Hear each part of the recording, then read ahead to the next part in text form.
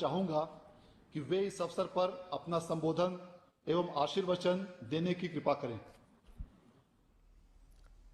बिहार के गवर्नर श्री फागू चौहान जी, बिहार के मुख्यमंत्री श्री नीतीश कुमार जी, केंद्रीय मंत्रिपरिषद के मेरे सहयोगी हरदीप सिंह पुरी जी, रविशंकर प्रसाद जी, गजेंद्र शेखावत जी, अश्विनी चौबे जी, उप मुख्यमंत्री भाई सुशील जी, केंद्रीय और राज्य मंत्रिमंडल के अन्य सभी सदस्य, सांसदगण, विधायकगण और मेरे प्रिय भाई और बहनों,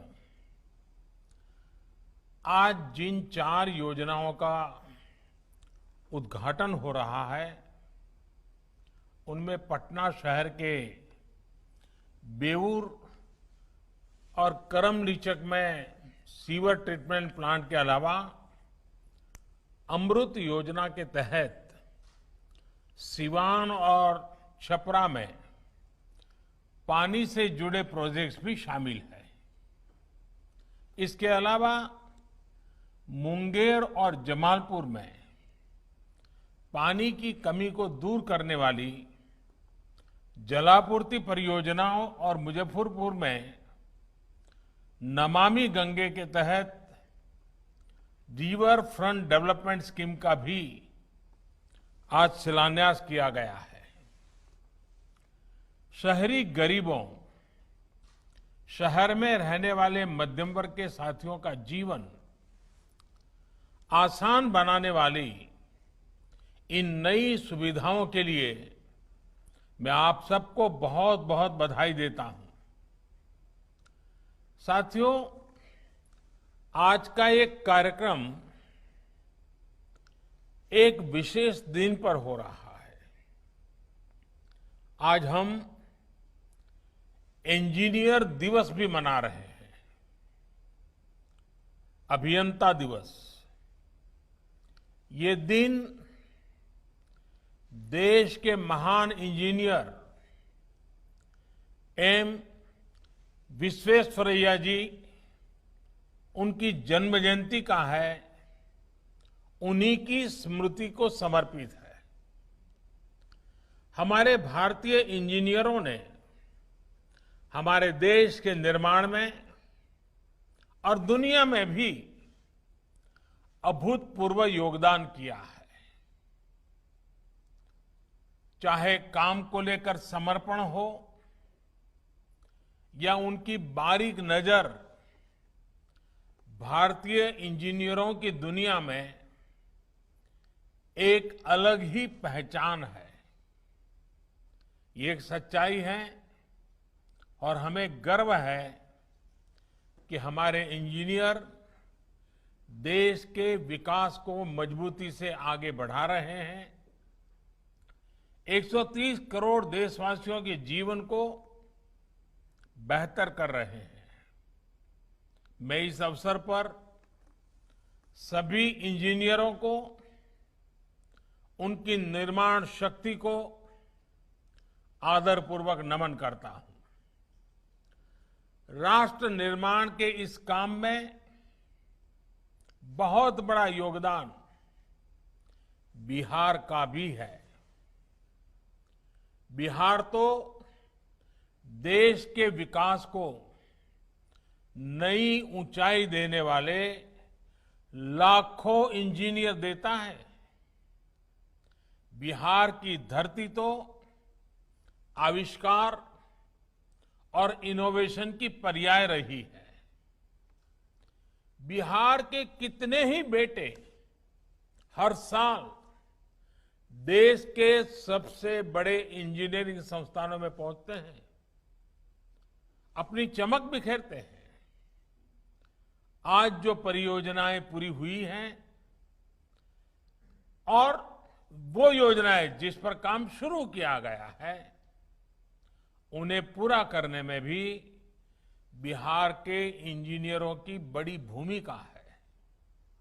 मैं बिहार के सभी इंजीनियरों को भी विशेष तौर पर आज के इस इंजीनियर दिवस की बधाई देता हूं। साथियों, बिहार ऐतिहासिक नगरों की धरती है। यहां हजारों सालों से नगरों की एक समृद्ध विरासत रही है। प्राचीन भारत में गंगा घाटी के इर्द गिर्द आर्थिक, सांस्कृतिक और राजनीतिक रूप से समृद्ध और संपन्न नगरों का विकास हुआ, लेकिन गुलामी के लंबे कालखंड ने इस विरासत को बहुत नुकसान पहुंचाया। आजादी के बाद के शुरुआती कुछ दिनों में बिहार को बड़े और विजनरी नेताओं का नेतृत्व मिला, जिन्होंने गुलामी के काल में आई विकृतियों को दूर करने की भरसक कोशिश भी की। लेकिन इसके बाद एक दौर ऐसा भी आया जब बिहार में मूल सुविधाओं के निर्माण के बजाय राज्य के लोगों को आधुनिक सुविधाएं देने के बजाय प्राथमिकताएं और प्रतिबद्धताएं पूरी तरह बदल गई। नतीजा ये हुआ कि राज्य में गवर्नेंस से फोकस ही हट गया। इसका परिणाम ये हुआ कि बिहार के गांव और ज्यादा पिछड़ते गए और जो शहर कभी समृद्धि का प्रतीक थे, उनका इंफ्रास्ट्रक्चर बढ़ती आबादी और बदलते समय के हिसाब से अपग्रेड हो ही नहीं पाया। सड़कें हो, गलियां हो, पीने का पानी हो, सीवरेज हो, ऐसी अनेक मूल समस्याओं को तो यानी या तो उसको टाल दिया गया या फिर जब भी इनसे जुड़े काम हुए वो घोटालों की भेंट चढ़ गए। साथियों, जब शासन पर स्वार्थ नीति हावी हो जाती है, वोट बैंक का तंत्र सिस्टम को दबाने लगता है, तो सबसे ज्यादा असर समाज के उस वर्ग को पड़ता है जो प्रताड़ित है, वंचित है, शोषित है। बिहार के लोगों ने इस दर्द को दशकों तक सहा है। जब पानी और सीवरेज जैसी मूल जरूरतों को पूरा नहीं किया जाता, तो दिक्कतें हमारी माताओं बहनों को ज्यादा होती है, गरीब को होती है, दलित को होती है, पिछड़ों, अति पिछड़ों को होती है। गंदगी में रहने से मजबूरी में गंदा पानी पीने से लोगों को बीमारियां पकड़ लेती है। ऐसे में उसकी कमाई का एक बड़ा हिस्सा इलाज में लग जाता है। कई बार परिवार अनेक वर्षों तक कर्ज तले दब जाता है। इन परिस्थितियों में बिहार में एक बहुत बड़े वर्ग ने कर्ज, बीमारी, लाचारी, अनपढ़ता को अपना भाग्य मान लिया था। इस प्रकार से सरकारों की गलत प्राथमिकताओं के कारण समाज के एक बड़े वर्ग के आत्मविश्वास पर गहरी चोट की गई। गरीब के साथ इससे बड़ा अन्याय भला क्या हो सकता था। साथियों, बीते 1.5 दशक से नीतीश जी, सुशील जी और उनकी टीम समाज के इस सबसे कमजोर वर्ग के आत्मविश्वास को लौटाने का भरपूर प्रयास कर रही है। विशेष तौर पर जिस प्रकार बेटियों की पढ़ाई लिखाई को पंचायत राज सहित स्थानीय निकाय में वंचित शोषित समाज के साथियों की भागीदारी को प्राथमिकता दी गई है, उससे उनका आत्मविश्वास बढ़ रहा है। साल 2014 के बाद से तो एक प्रकार से बुनियादी सुविधाओं से जुड़ी योजनाओं का करीब करीब पूरा नियंत्रण ग्राम पंचायत या स्थानीय निकायों को दे दिया गया है। अब योजनाओं की प्लानिंग से लेकर अमलीकरण तक और उनकी देखरेख का काम, उसका जिम्मा अब स्थानीय निकाय स्थानीय जरूरतों के हिसाब से कर पा रहे हैं। यही कारण है कि अब केंद्र और बिहार सरकार के साझा प्रयासों से बिहार के शहरों में पीने के पानी और सीवर जैसी मूल सुविधाओं के ढांचे में निरंतर सुधार हो रहा है। मिशन अमृत और राज्य सरकार की योजनाओं के तहत बीते 4-5 सालों में बिहार के शहरी क्षेत्र में लाखों परिवारों को पानी की सुविधा से जोड़ा गया है। आने वाले वर्षों में बिहार देश के उन राज्यों में होगा जहां हर घर पाइप से पानी पहुंचने लगेगा। ये बिहार के लिए बहुत बड़ी उपलब्धि होगी, बिहार का गौरव बढ़ाने वाली बात होगी। आपने इस बड़े लक्ष्य की प्राप्ति के लिए कोरोना के इस संकट काल में भी बिहार के लोगों ने निरंतर काम किया है। बीते कुछ महीनों में बिहार के ग्रामीण क्षेत्र में 57 लाख से ज्यादा परिवारों को पानी के कनेक्शन से जोड़ा गया है। इसमें बहुत बड़ी भूमिका प्रधानमंत्री गरीब कल्याण रोजगार अभियान ने भी निभाई है। हमारे हजारों श्रमिक साथी जो कोरोना की वजह से दूसरे राज्यों से बिहार लौटे, उन्होंने ये काम करके दिखाया है। जल जीवन मिशन की ये तेजी बिहार के मेरे इन परिश्रमी साथियों को ही समर्पित है। बीते एक साल में जल जीवन मिशन के तहत पूरे देश में 2 करोड़ से ज्यादा पानी के कनेक्शन दिए जा चुके हैं। आज देश में हर दिन 1 लाख से ज्यादा घरों को पाइप से पानी के नए कनेक्शन से जोड़ा जा रहा है। स्वच्छ पानी मध्यम वर्ग का, गरीब का न सिर्फ जीवन बेहतर बनाता है, बल्कि उन्हें अनेक गंभीर बीमारियों से भी बचाता है। साथियों, शहरी क्षेत्र में भी बिहार के लाखों लोगों को शुद्ध पानी के कनेक्शन से जोड़ने का काम तेजी से चल रहा है। पूरे बिहार में अमृत योजना के तहत लगभग 12 लाख परिवारों को शुद्ध पानी के कनेक्शन से जोड़ने का लक्ष्य है। इसमें से करीब 6 लाख परिवारों तक ये सुविधा पहुंच चुकी है।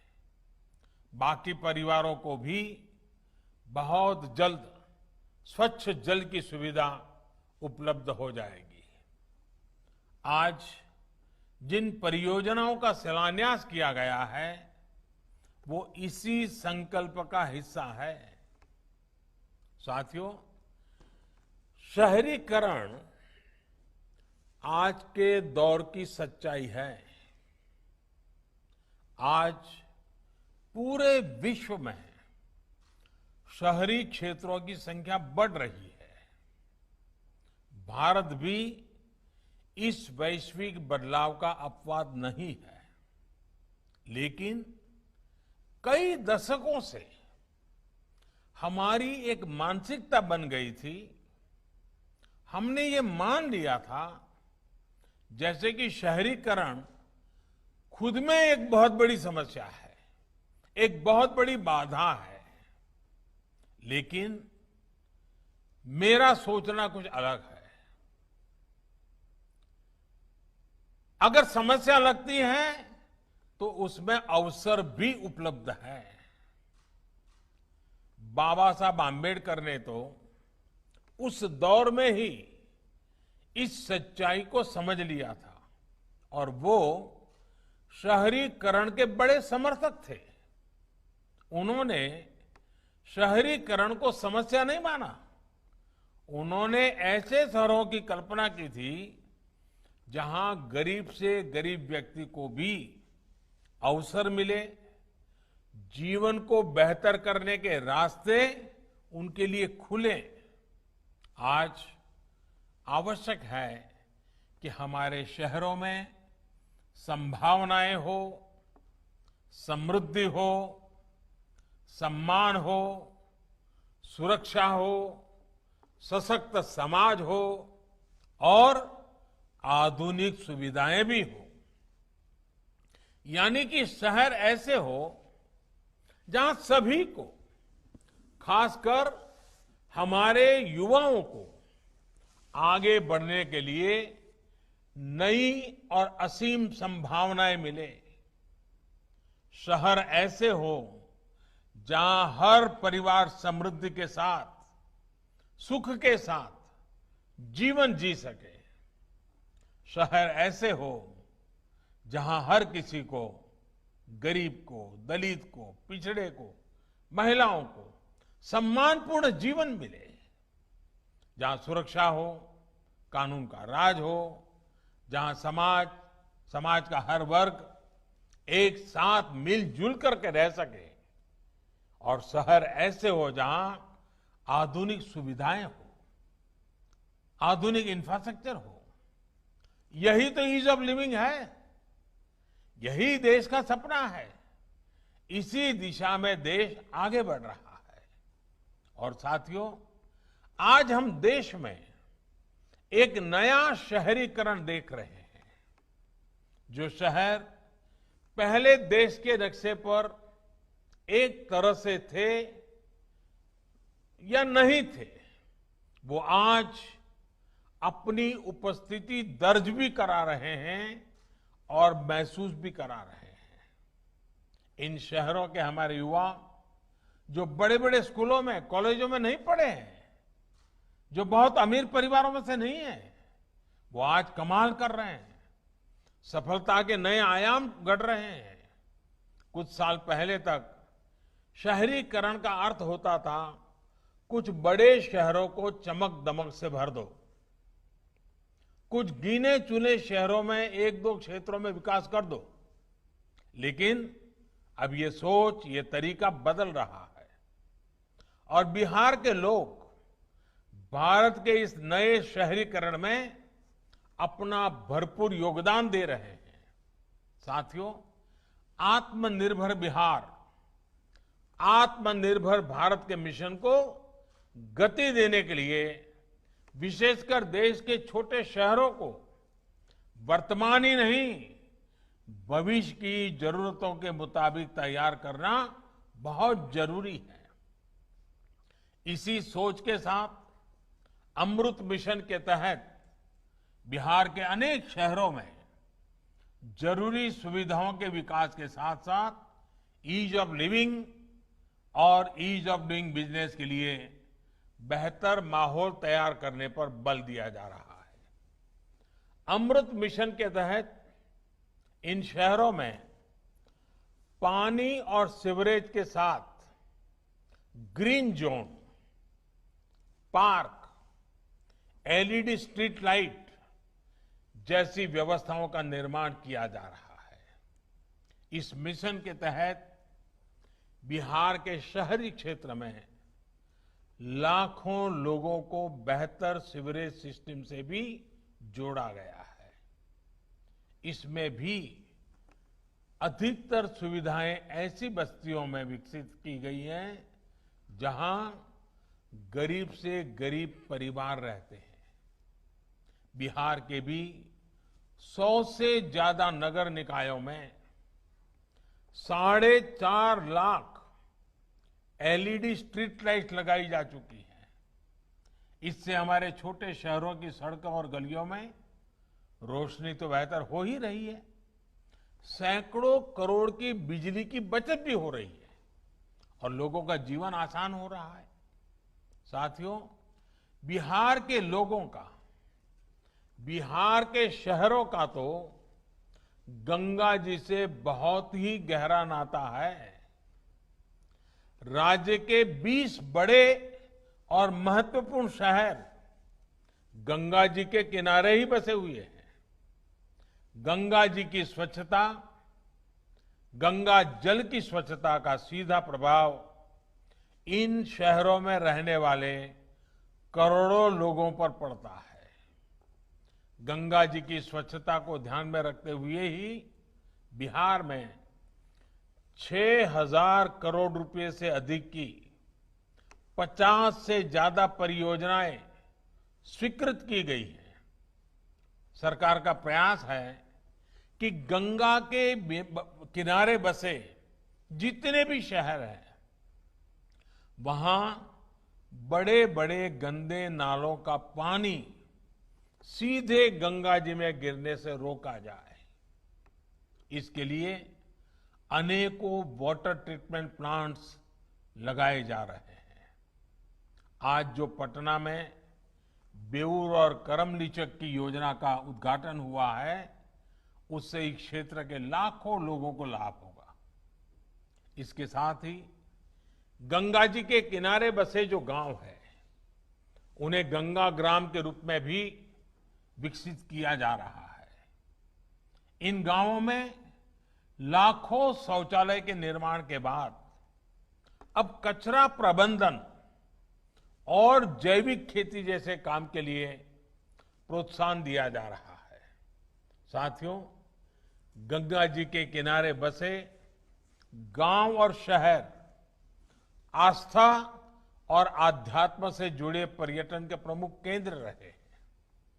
गंगा जी को निर्मल और अविरल बनाने का अभियान जैसे जैसे आगे बढ़ता जा रहा है, वैसे वैसे इसमें पर्यटन के आधुनिक आयाम भी जुड़ते जा रहे हैं। नमामि गंगे मिशन के तहत बिहार सहित पूरे देश में 180 से अधिक घाटों के निर्माण का काम चल रहा है। इसमें से 130 घाट पूरे भी हो चुके हैं।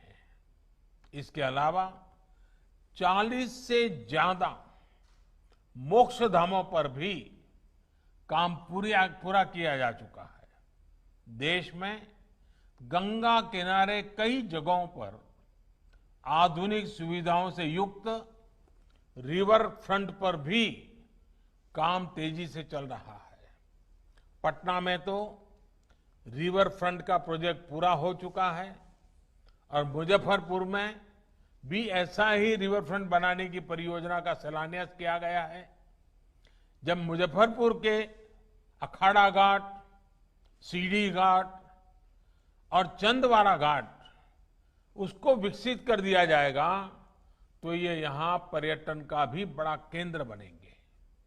बिहार में इतनी तेजी से काम होगा, काम शुरू होने के बाद पूरा भी होगा, इस बात की कल्पना भी 1.5 दशक पहले नहीं की जा सकती थी। लेकिन नीतीश जी के प्रयासों ने, केंद्र सरकार के प्रयासों ने ये सच कर दिखाया है।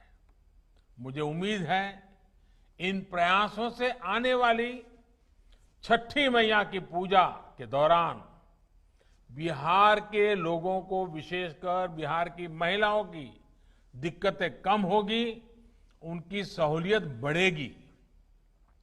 छठी मैया के आशीर्वाद से हम बिहार के शहरी और ग्रामीण इलाकों, उनको गंदे जल, बीमारी बढ़ाने वाले जल से मुक्ति दिलाने के लिए जी जान से काम करते रहेंगे।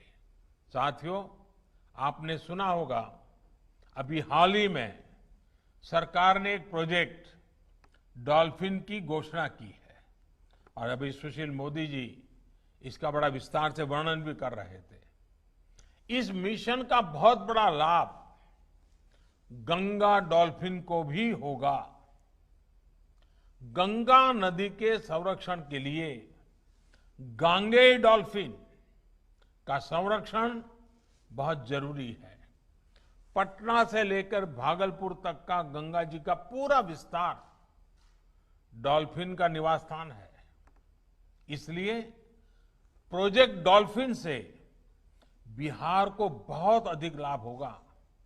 यहां गंगा जी में बायोडायवर्सिटी के साथ साथ पर्यटन को भी बल मिलेगा।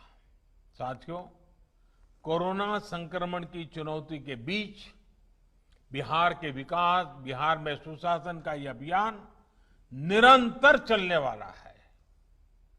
हम पूरी ताकत, पूरे सामर्थ्य से आगे बढ़ने वाले हैं, लेकिन इसके साथ साथ हर बिहारवासी, हर देशवासी को संक्रमण से बचाव का संकल्प पल भर भी कभी भी भूलना नहीं है।